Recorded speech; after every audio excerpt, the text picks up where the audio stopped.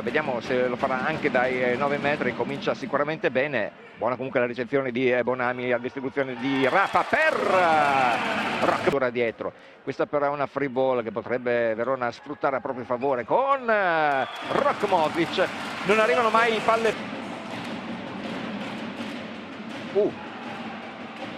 Si scontrano quasi Pesaresi e Ishikawa, ne approfitta Verona, chiude con 9, Jensen dall'altra parte, che su di lui c'è il muro, e poi Patry viene murato da Modric o da Asparov, poi Patry la prova a piazzare, gran difesa di Jensen, Modric dall'altra parte trova il punto e sta cominciando a carburare. Una gran battuta, tiene bene Ishikawa, palla sotto rete, piano non concretizza, attenzione a Modric, pallonetto morbido su Ishikawa, il francese, spinge il pallone Jeschi, ma può chiudere Verona, lo fa con Modric.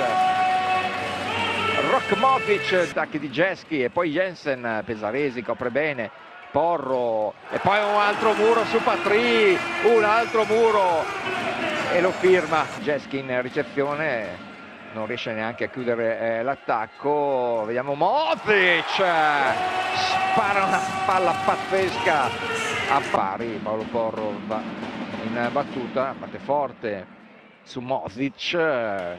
Rafa Modric spara un missile, servizio Porro.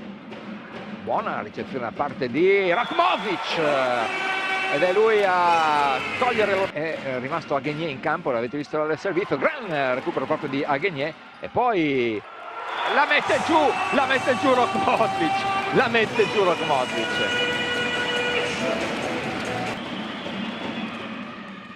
Bonami tiene bene la ricezione, Modric abbatte Jeschi, non riesce a tenere la palla nel modo giusto Cilegnese, la sistema di Lamovic e annulla la Rokmovic, rischia tutto al servizio, Modric ace e Verona vince con il servizio di Rokmovic. È finita al quinto tentativo, la quinta palla match e Verona incamera un'altra